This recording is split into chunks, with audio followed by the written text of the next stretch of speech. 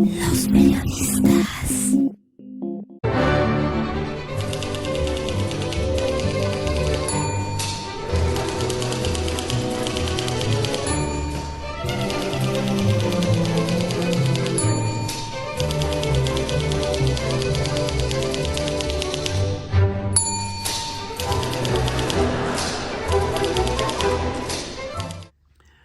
Los informes de gobierno en Puebla siempre han estado relacionados con una especie de mensajes ocultos, solo para iniciados se diría en el pasado.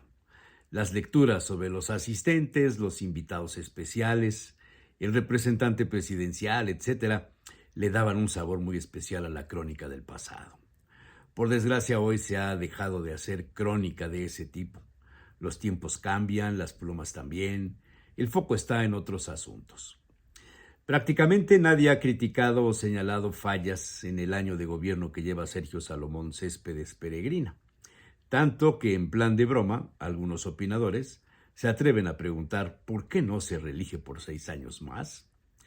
Incluso Rodrigo Abdala declaró: el gobernador Sergio Salomón se merece un sexenio mínimo porque ha tenido un superrendimiento y lástima que le quede solo un año. El quinto informe de gobierno sería el caso ahora. Servía antes para proyectar al sucesor. Se balconeaba a los aspirantes y se medía su presencia y aceptación entre los poblanos, máxime cuando el elegido venía del centro, es decir, de la capital del país. Ahora se trató más bien de un asunto donde la clase política de los poblanos de Puebla mostró un papel muy especial. Quizá el que se hubiera deseado desde hace varios años. Cuando Alfredo Toski llegó a gobernar, el Estado había vivido momentos de violencia política e ideológica. Eso le llevó al doctor Toski a emplear una frase que la abrió todas las puertas de la sociedad poblana. Cancelemos odios y rencores, decía don Alfredo. Y aún con esa convocatoria, algunos polvos recibieron agua y se formaron lodos, como el caso aquel del paro empresarial en la ciudad por un asunto derivado del secuestro de unidades de transporte foráneo por estudiantes de la UAP, y quizá el otro incidente haya sido la huelga de la Universidad de las Américas. La mayoría de los protagonistas ya fallecieron. Los gobernadores de este siglo han ido de un lado a otro en eso de los odios y los rencores. Melquiades Morales intentó seguir los pasos de Toski y quiso darle a cada grupo de poder su espacio. Tan así fue que logró contener a Rafael Moreno Valle y dejar pasar a Mario Marín, quien no solo lo decepcionó a él, a su hermano Jesús y a Manuel Bartlett, sino a toda la clase política conformada hasta ese momento. La incapacidad de Marín para ejercer el poder fue automáticamente llenada por el primer círculo, de donde salieron múltiples problemas y fortunas, por supuesto. El gobierno de Moreno Valle tuvo un sello, una mezcla de autoritarismo y visión de futuro, opacado por el fraude electoral organizado para dejar a su esposa, quien quizá hubiera corregido el rumbo.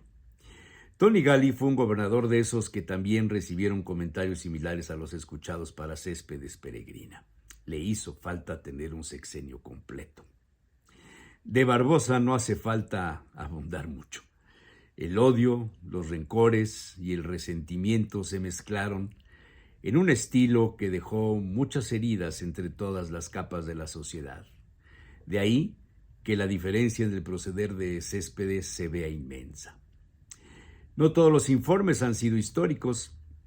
Algunos han pasado a ser verdaderamente aburridos y uno que otro anecdótico, como aquel de Mariano Piña Olaya, el primero, cuando el diputado de Acción Nacional, Óscar Vera Arenas, interrumpió al gobernador ante una deslucida inexperiencia de Carlos Grajales Salas y la violación al recinto declarado oficial por el particular guarura del entonces gobernador, quien hizo sentarse en su curul a Vera Arenas.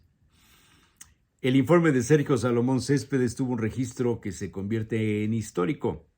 En la misma fila, juntos, Melquiades Morales Flores, Guillermo Pacheco Pulido y Tony Gali, saludados todos por el gobernador en turno y acompañados por Alejandro Armenta Mier. Una fotografía así de la clase política poblana hacía años que no se veía, y por supuesto con Barbosa hubiera sido imposible. o por lo menos así me lo parece.